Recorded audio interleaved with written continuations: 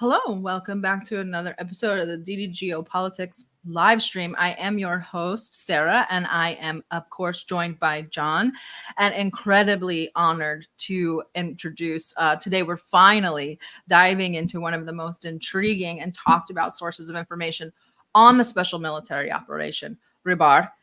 Often portrayed as a mysterious entity in Western media, they have built a reputation of being one of the greatest providers of detailed analysis and real-time updates from the front lines. Mikhail, how are you today? Hello, guys. John, how are you?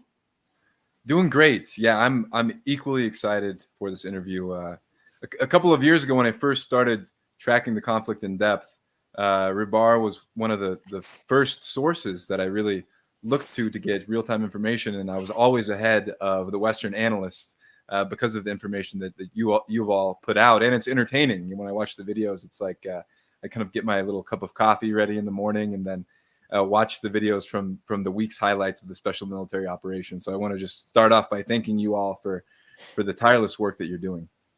We wouldn't be here without Rybar. Like we wouldn't exist without them. So let's just Why? Because you were one of our primary sources of information, one of the sources that kind of got us into actually doing map analysis and stuff like that. Like just the way that you kind of make it very easy for an entry-level person to look at a map and see what's going on. You get these other mappers and you're sort of like, I need to look at it and I just don't know where I'm at. But with yours, it's very immersive, and it's a really, you could tell that there's a lot of effort put into the work. So let's lift the veil a little bit.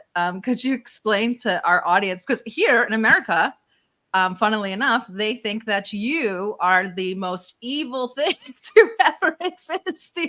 Well, I am not from Russia today. Come on, guys. I am just a guy who is under sanctions from European Union and Ukraine. That's all. I'm not under US sanction. I have to tell you, one of the first times that I ever spoke to the authorities here, they asked me, "Do you know them?" And I said, "No, why?" And they asked me a few times if I knew you guys. So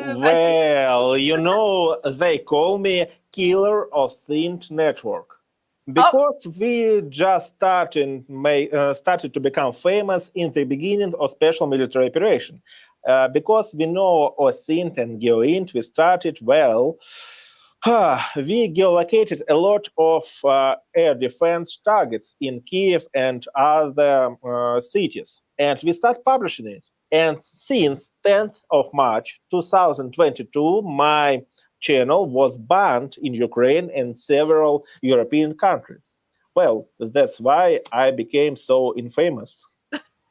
Well, so can you tell for our this is your first appearance on, I guess, English speaking live stream. So could you tell our audience a little bit about what you guys are, maybe, because we you're the man behind the curtain. Did it just start off as you? Is it a team now? And there's just a lot of misconceptions about you guys. So could you just kind of give us a little bit more in-depth information? Okay, first of all, I would like to ask your pardon from all our audience. My English is not so perfect. I call it Hindu River. So if I start talking some, bad words, forgive me.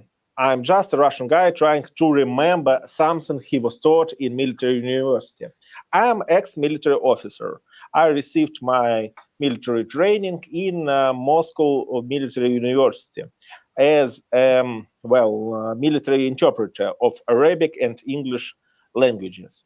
In Russia, military interpreter is a profession, and all officers who know foreign languages, they serve as advisors, they serve as translators, interpreters, helpers to their commanders. So when the Syrian operation started, I got stuck there for about half a year. I was an interpreter to our head of staff in Syria, so I translated all meetings, all reconnaissance documents, everything they need, and that's how I got my own expertise. After that, in 2016 and 2017, I was in Iraq. There we have a reconnaissance center for Russia, Iran, Syria, and Iraq. And for half a year, I was trying to build something we call by network of sources. And after that, I was transferred to press service of Russian Ministry of Defense to Igor Konashenkov. He was my commander, and till 2019, I was there. After 2019, I quit army, then got to Prigozhin private office and started as his media officer. And till the beginning of special military operation, I was one of Prigozhin's top media officers who was responsible for building foreign networks of common thinkers, media projects, and so on. Rybar emerged in 2018 as a side project of myself and my teacher, Denis Shukin, who is a historian and taught me everything that I know. And we just started it because it was very, very,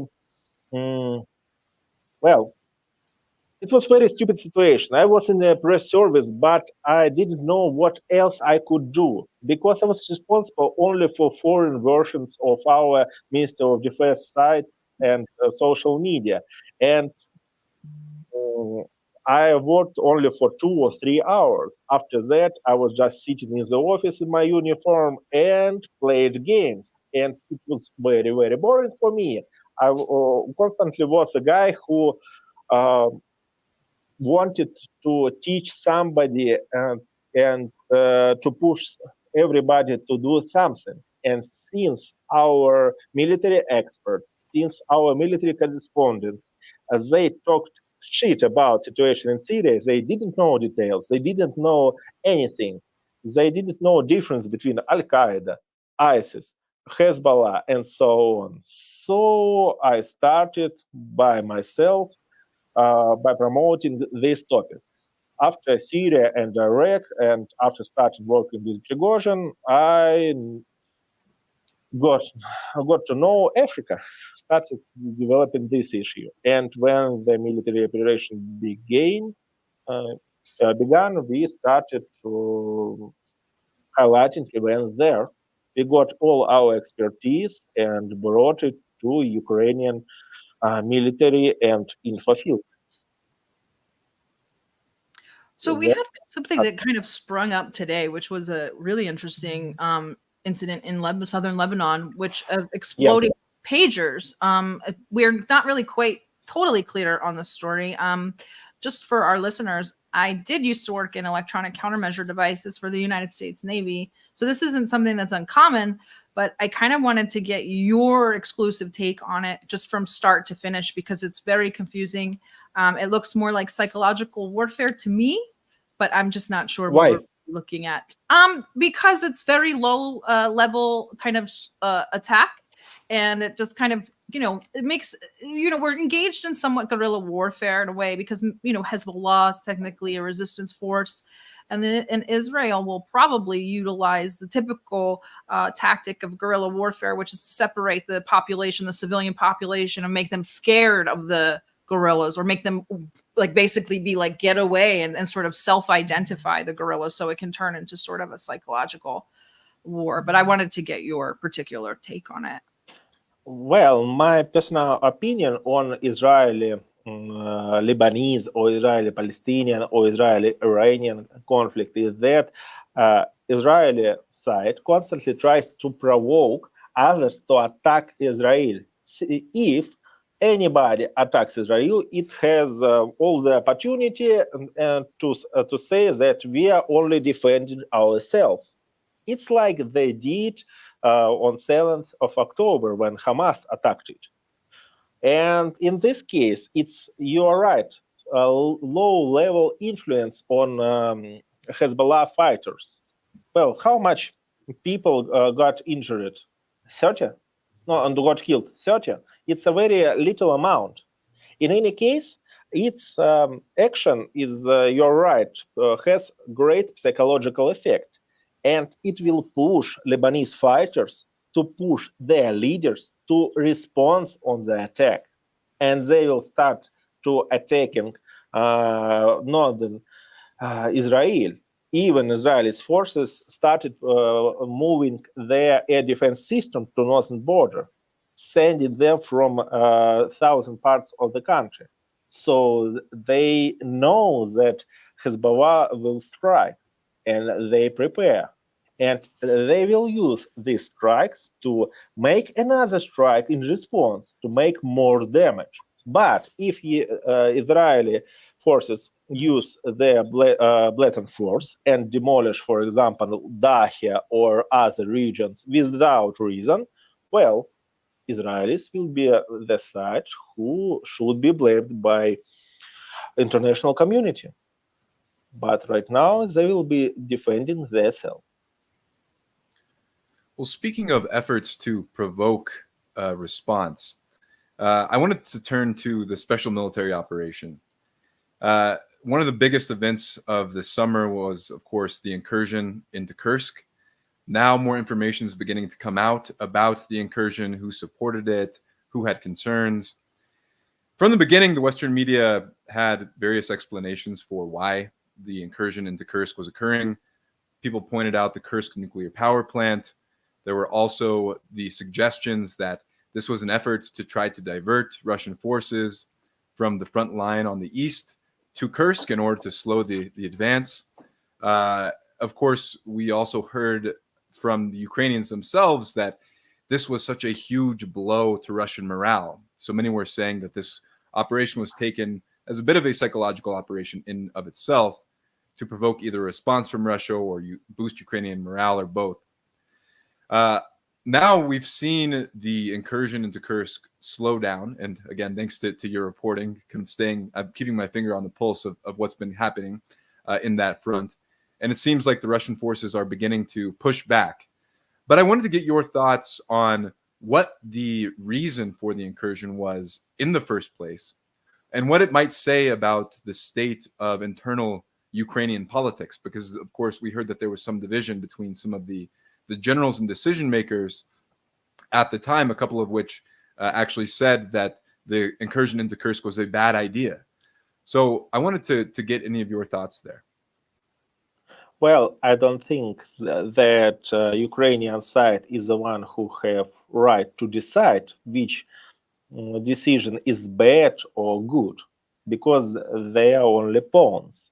So if we are talking about Kursk events, we should know what the result of it. Since the beginning of Kursk events, our Western counterparts starting talks with our colleagues and allies in Central Asia, in Caucasian region, in Latin America, in Africa, and they started to use our lack of progress of defending our own territory as a sign that Russia is weak. So all these allies should change their side and go to the West and make deals with them, not with Russia, which is weak. It was very complex operation, and I was taught that all geopolitical actions has multiple goals.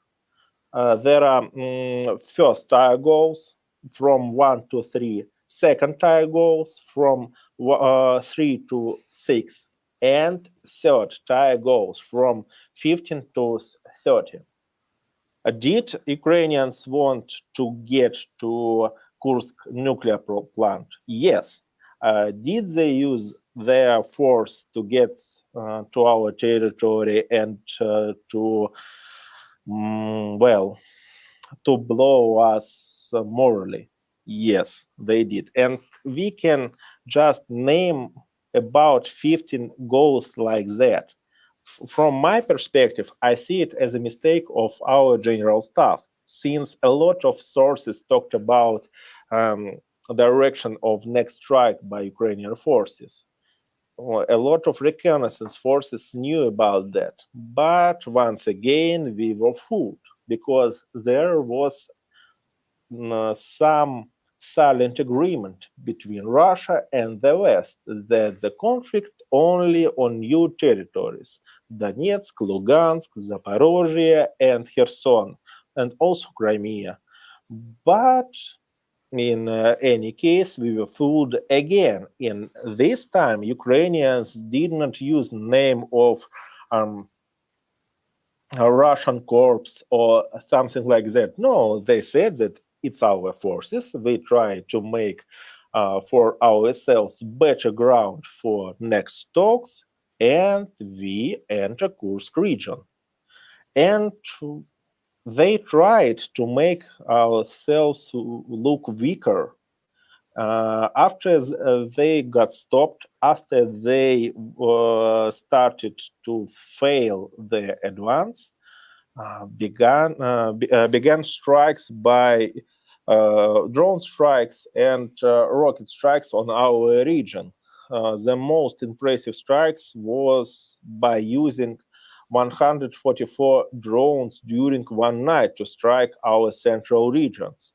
Only after that, only after this idea failed, they started talking about using American weapons and American missiles and British missiles to strike our territories. So when Ukrainians fail to achieve any goal, they try to use new tactics. And the West is the side which is behind that motives, that moves, and every time they propose to make something new, to give us some blow or some strike which will be painful for us, but not so. But it will not destroy us entirely. You know, our conflict right now is more like political one. If West wanted to destroy us entirely, they would supply Ukraine with everything they need: HIMARS, ATACMS, F-16 in 2022. But they didn't do it. They only supply Ukrainians with piece of weapons in one moment of a time to continue escalation process. As well as escalation continues, West grabs all the resources from the Ukraine, gets all the need and all money it can get from its military industrial complex, and make just profit from it. That's all. Yeah, I think that's a very astute analysis. And I want to ask more about the missiles in a second, but staying on Kursk for a minute, could you tell us a little bit about the current situation in Kursk? It seems like Russia didn't overreact in committing an overabundance of resources to deal with the incursion. But could you tell us a little bit about what you see as the Russian strategy in Kursk, and what the current state is in that theater? The war in Kursk is very strange. You know, when you are traveling from Avdiivka to Ocheretino, you see a lot of destroyed military hardware on the road, trucks, cars, and so on, everywhere. And even when you are getting to Ocheretino, after that, you have to go on foot, since FPV drones are flying nearby, and you, if you use some vehicle, you will be in danger. In Kursk, nothing like that. You can just grab your car, travel from position to position, and don't see even one FPV drone. Our fighters go to one of positions. They go and enter to one of the houses, and after a night, when they wake up, they see that in the village is full of Ukrainian forces, which will be there and then out. It's no strict a line of defense there. It's no first line, second line, and so on. You can go to the border. It's more like a war of reconnaissance or maneuver groups, which try to conquer some woods, some points, and so on. And you're right that Russia doesn't put a lot of efforts to push Ukrainians away from Kursk, because if we compare battle in Avdiivka, Pokrovsk, in Chasov Yar, you will see fierce battle there. But in Kursk, it's only maneuver actions. In Kursk, it seems like some kind of geopolitical trap for both of us. Russia doesn't push Ukraine away in order not to get huge losses. Ukraine can get over and advance eastwards or northwards. And we strike every Ukrainian forces we see with our drones, with our artillery shells, and so on. Even operation in Kursk, through demolishing forces of Ukraine, we've managed to make our enemy to drag some troops from Zaporozhye region, from Donetsk region, there to Kursk, in order to strengthen their lines, because they lost a lot of techniques, they lost a lot of vehicles and people. And that's why I describe the situation as very strange. Yes, since last week, we started liberating our region.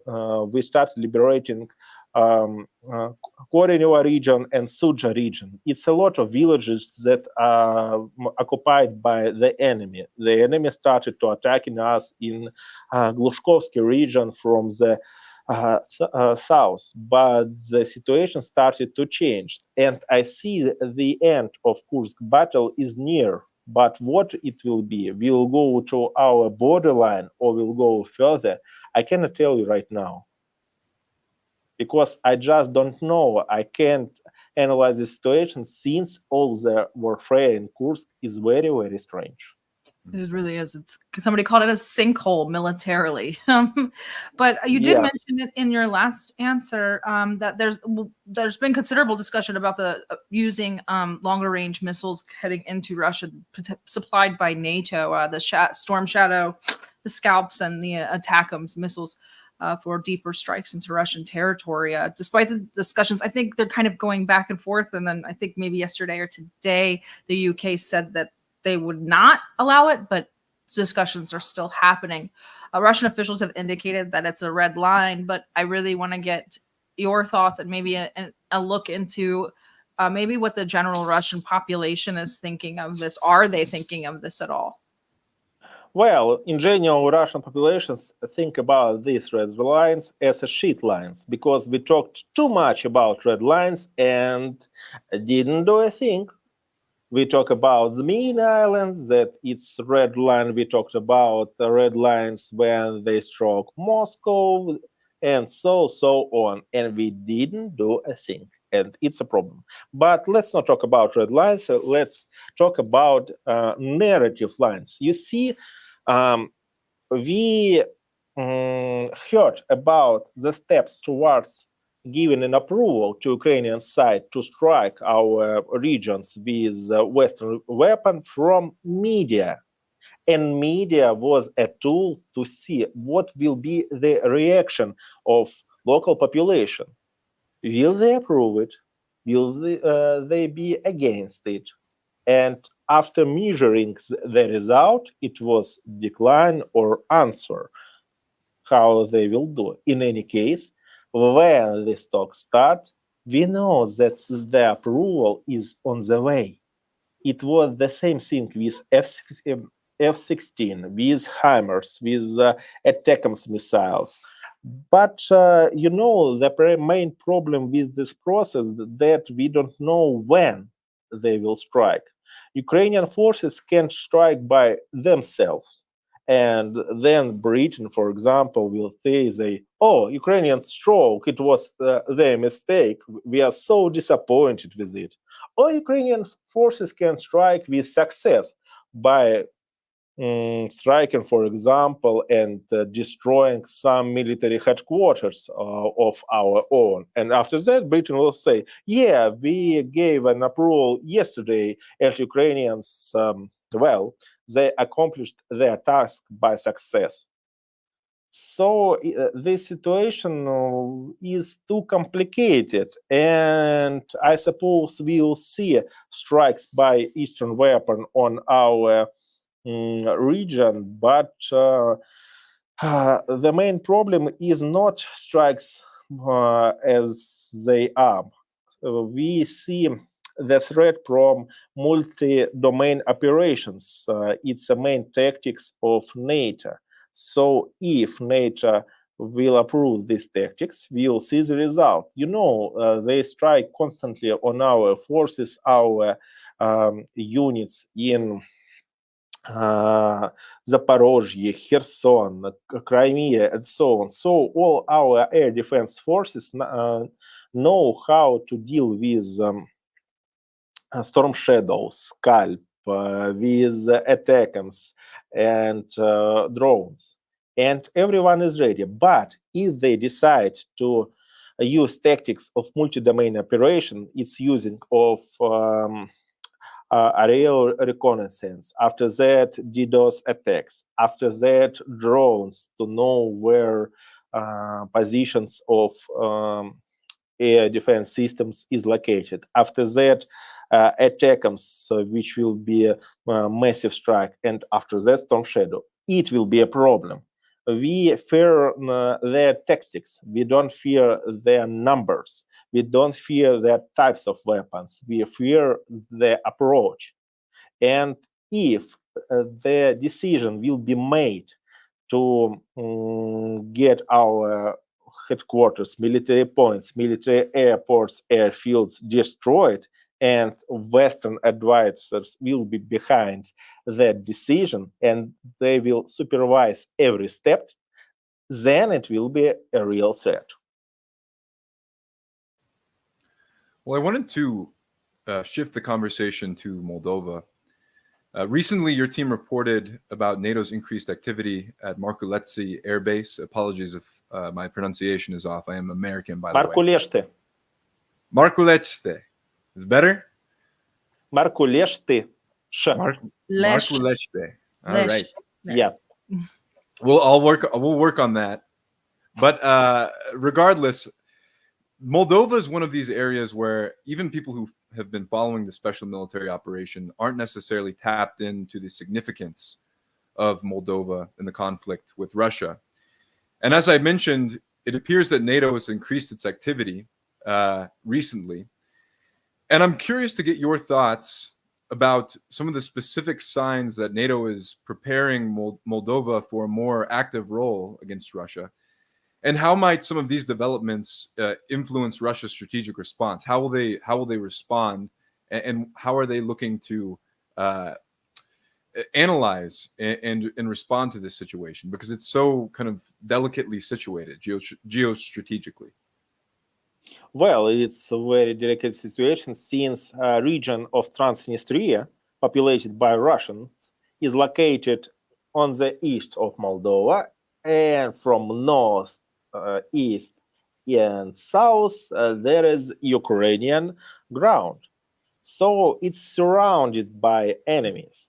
And if Moldova will decide to start an operation to conquer Transnistria, well, we don't have ground troops that will be able to help them, since Odessa region is under enemy control.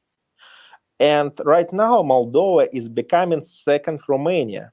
You know that during World War II, Romanian forces occupied Moldovan regions, and they start to bring their language, they start to bring their culture and call themselves liberators of Moldovan land, but they were with Nazis, with Germans. And right now, current Moldovan politicians, Maya Sandu and her associates, they implement the same politics. They begin culturally to destroy Moldovan language, Moldovan history, and Moldovan and love Moldovans to Russian side. Right now, there is a lot of Russian population in Moldova, but a lot of population is with Romania. Even they use their talks about how it will be great to be part of European Union, and to become a part of European Union, you have to get rid of your Moldovan origin and to become true Romanian. They use that approach. Simultaneously, Moldova just started to transform in one huge military ground for NATO forces. In Moldovan constitution, you can read that it's a neutral country. But if it's neutral country, why it began to spend a lot of its own resources to buy weapons from the West, to start joint trainings and maneuvers with Western countries, especially with American forces. And all these joint maneuvers is conducted on the border with Transnistria. If we are talking about Markuleshte airfield, but they say that it will be a great ground for and airfield for F-16 for Ukrainian pilots. I managed to get an information from our sources in Moldova that all Russian-speaking personnel since 1 month ago, it was transferred to another part of Moldova, and Western forces, Western engineers started doing something on the airfield. Some kind of engineer work they started. I cannot tell you if it is really some kind of preparation for landing of F-16, but we see some moves, and we can just interpret them as a preparation for the use of Markuleshte airfield as a airfield for F-16. If they will be in Markuleshte airfield, so Russia cannot strike its territory because it will provoke a war and open conflict with Moldova.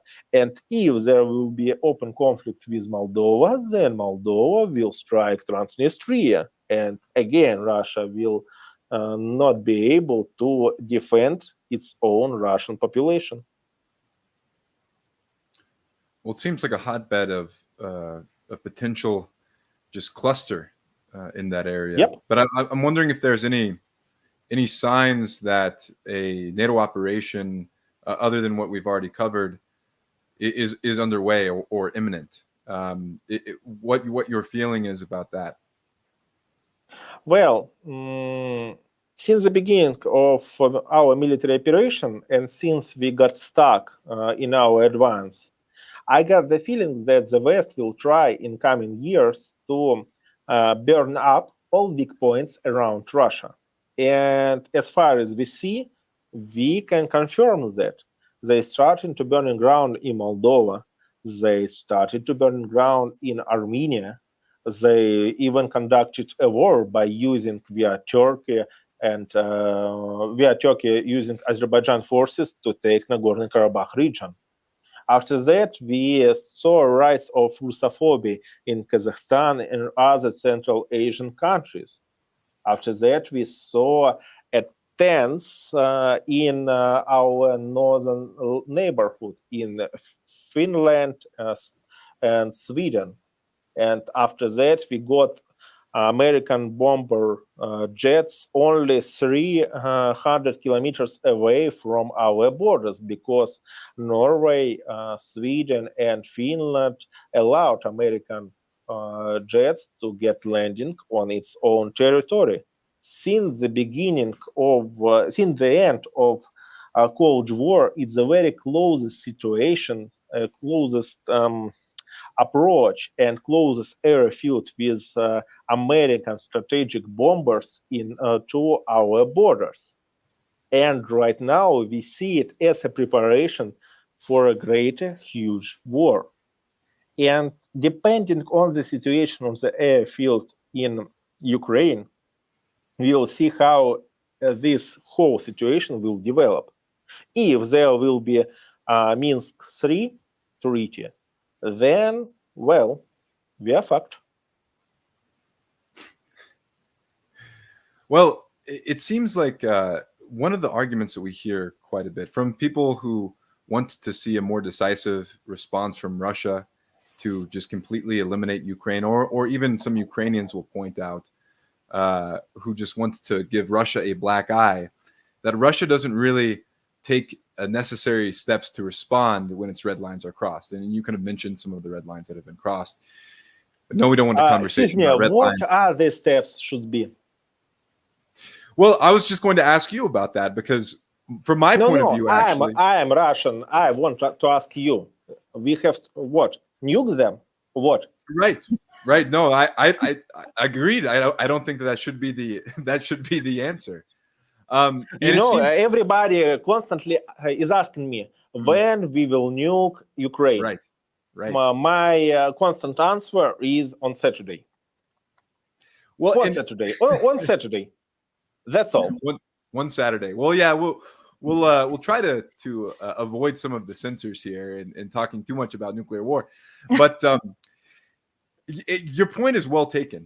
A lot of people seem to think that because Russia isn't just flattening cities or using nukes, that Russia doesn't respond.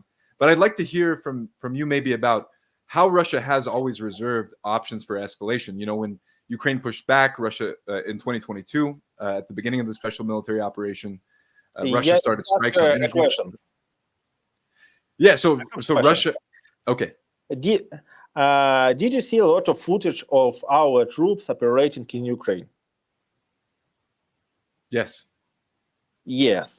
How many videos from our artillery units did you see? Sarah, I don't know. Tons. Quite a few. Tons. How many of them were precise that artillery unit strikes directly to the target? Not a lot. Imagine if there is a nuke shell there. Right. Oh, well, no. I don't want to imagine. You got the point, right? Yes. We get the point, yeah. Without joking, I don't think that to nuke somebody is a great turn. The West tries to demonize us. Tries to demonize us, and trying to make Russia look bad in international community eyes. If we start nuclear war, if we start to use tactical nukes, we will be a bad guy in all world's eyes. It's not a way out from this situation.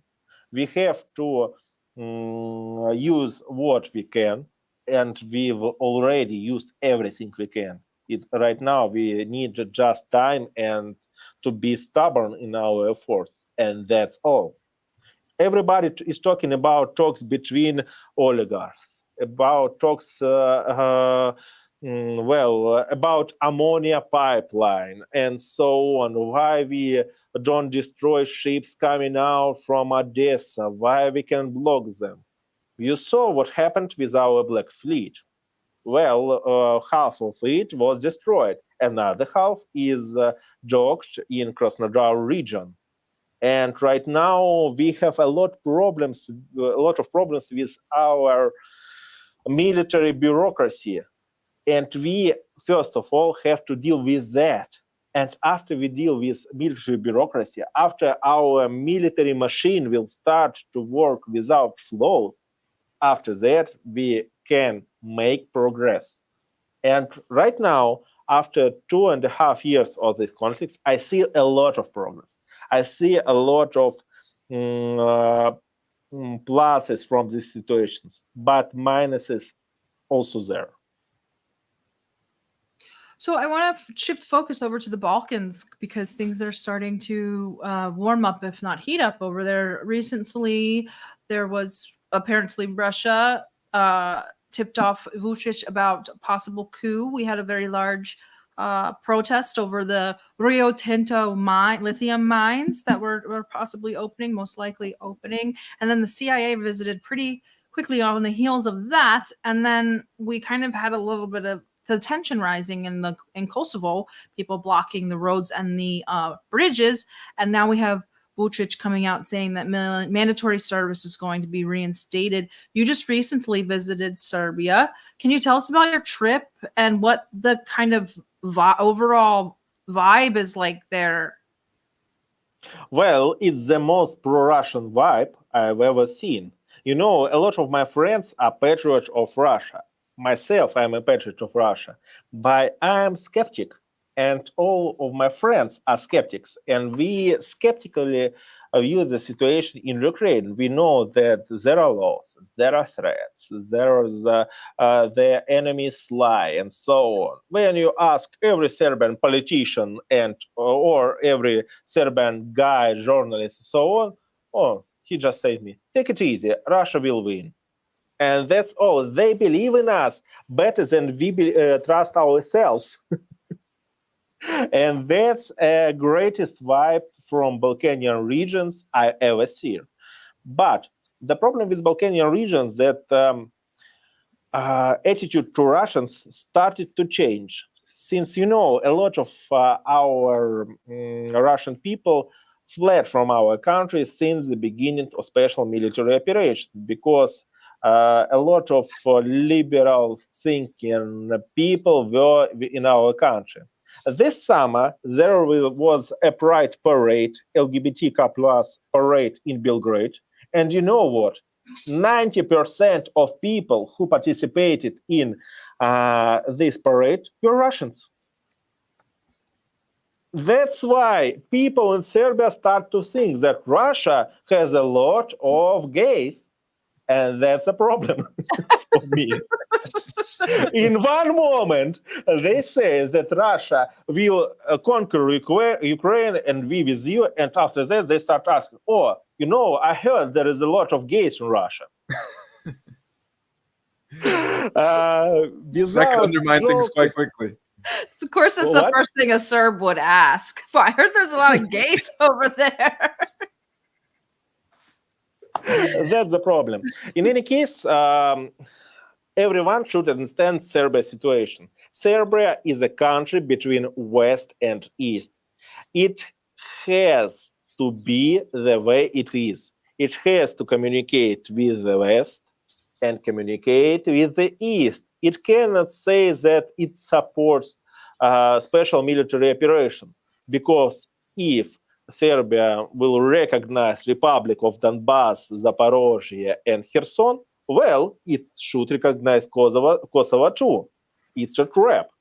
And everybody constantly, I'm talking about Western media, uses that trap to blame Vučić on betrayal of Russia. The same thing with supplyment of weapons to Ukraine. There is a ban to sell weapons to Ukrainian side directly. But local producers of weapons sell it to, I don't know, Egypt, Greece, Turkey. And after that, this supplement gets to Ukraine. We can make the same mistake if Russia sold weapons to, I don't know, Algeria or Iraq, and Iraq would in one moment decide that it will send weapons to Ukraine. It is the same mistake everybody can make, and nobody is safe. But talking about geopolitical risks, Serbs wait when we got to Dunaj River. Since waters of Dunaj are international and there are no countries which controls it all, if Russia gets the way to Odessa, liberates this region, it will get direct road via Dunaj to Serbia, and nobody cannot intervene in this way. That's why Serbs wait for Russians to go there, because right now they understand that they cannot make it by ourselves. If West will decide to strike Serbia again, to support Kosovo in its war, and so on, we cannot help them. We don't have a base in Montenegro. We don't have an opportunity to get through Ukraine, Poland, and so on. So Serbia have to be a country which is in the middle. But how long will it take to maintain this position, and how long will this time continue? Because right now I see that the pressure started to build up, and the West started to press Serbia, started to conquer its media sphere, started to conquer its mind of people. And it was a mission of my team to get to Serbia region and to show them way how we use Telegram to deal with Western influence, because Telegram was our tool to defend ourselves informationally in the beginning of our own war. We thought that we can use Twitter, Facebook, Instagram, and so on. But when the enemy controls everything at the beginning of events, you will get nothing from there. They have marketing agencies, they have advertisement agencies as well, and they can just spend a lot of money and make all of our traffic look like pro-Ukrainian. The same with Serbia. But right now they started to get to know Telegram way, and I hope by the end of this year we will get to some more greater results. And local people, local politicians will refuse from WhatsApp, will refuse from Facebook and Instagram and go to Telegram. Oh, I have one last question. We'll talk about sort of Serbia Junior, which is people don't pay attention to, Republika Srpska. You've posted about it a lot, thankfully, on your Telegram channel, as have we, because we think that this is a pretty major change, if not an escalation, of Republika Srpska possibly ceding and rejoining Serbia. What are your thoughts? You visited Republika Srpska while you were there, yes? Yeah, several times. And I see it as modern Sparta. Yeah. Republic of Srpska right now is a very poor region. Serbs from Serbia don't like Republic of Srpska because they see them as stubborn fools. People in the Republic of Srpska see Serbs in Belgrade as traitors. People in Republic in Srpska don't have their own army. They can defend themselves from Bosnians. Bosnians have several bases of NATO which will be ready to strike on Serbs if situation will escalate.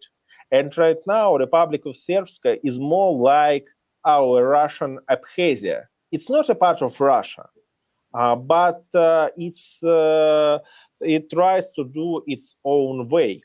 Republic of Srpska is a region which is important by its strength. I told you that it's modern Sparta because its people is the core of a region, the power of a region, because every scientific researcher have to be a reconnaissance guy, networker guy, guy who can talk, guy who can listen, and guy who can get tasks accomplished. Because they don't have resources, okay, they have to get know a lot of people and to make them do something for Republic of Srpska. It is a country of great communicators, which can deal with enemy by the use of their communication skills. And that's why coming to Republic of Srpska and teaching them a way of modern media and social media especially was a great idea, because people are fast thinkers there. They see benefits of the approach. They start to use it because they know that they don't have a lot of resources or a lot of time. I think that the implications of them ceding are pretty great in terms of the change in the makeup of Bosnia. For our listeners, Bosnia is known as basically little Yugoslavia. Has tri-party presidency with a Serb, Milorad Dodik, and then a Croat, and then a Bosniak. And if Republika Srpska cedes, that creates a very Muslim majority country. What does that mean for the Croats that are left behind in Republika Srpska or Croatia? Well, speaking about Croats, it's every one of them are Serbs. Every Serb, Orthodox Serb is Serbian from Republic of Srpska, Muslim Serb is Bosnian, and Catholic Serb is Croatian. That's the division. And Croatians, they more tend to talk with the West and love more Western way than local Serbian guys. And if Republic of Srpska cease to exist, or there will be some reunion of Serbia and Republic of Srpska, maybe we will see how region will change into the Western way. Well, the last question I wanted to ask is a little more broad to close this out. We in our intro we play a clip of Joe Biden saying, with the beginning of the special military operation, that Putin is isolated. You have the same narrative that's being pressed in the 2024 U.S. elections by the Democratic Party, saying that the Russians have been isolated, NATO is stronger, so on and so on. One of the reasons I was very excited to have you on the show is because you have your finger on the pulse of conflict zones across the world, from Venezuela to the Sahel in Africa, obviously the Special Military Operations Zone, to Myanmar, spanning the planet. Our interpretation of the events since the beginning of the special military operation is that the forces in the world, forces of multipolarity, as Dugan would describe them, are beginning to kind of crystallize and align in opposition to this Western-dominated order. But I wanted to get your thoughts about the way things are continuing to progress. Do you see a continued development of closer relations between Russia and these various parts of the world which have significant resources? In the case of Venezuela being the most oil-rich country, we heard some breaking news a few days ago that Venezuela is in fact intending to join BRICS. So I'm curious to get your thoughts kind of about the overall geopolitical situation, if you see the support of Russia continuing to grow. I don't see BRICS as a great union. It doesn't have military power, and its members are not our allies. Look at the Brazil, or look at the South Africa. These countries are, in general, against Russia. It supports they support Western way. And talking about Venezuela, okay, we have our Rosneft company there. We have connections with Maduro and so on. But Maduro continues to communicate with Republicans, continues to communicate with ExxonMobil, and is trying to make a great geopolitical game by exchanging pawns between Venezuela and the West, like in the recent attempt of assassination of Maduro.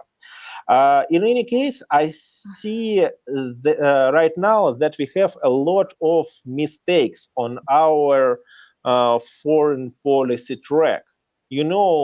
Our bureaucracy actually is killing our processes. A lot of our bureaucracy group starts to trying to make its own way. It's a time when we have to communicate with each other and to unite. But we have, we call it towers of Kremlin. One tower of Kremlin wants one thing, another tower of Kremlin wants another thing, and then there is a third, fourth, fifth, and so on. When you try to go, for example, to Niger or Burkina Faso or another country which is ready to communicate with Russian, you start writing down some reports about how it will be great if our huge business will come to Burkina Faso and start developing its own resources.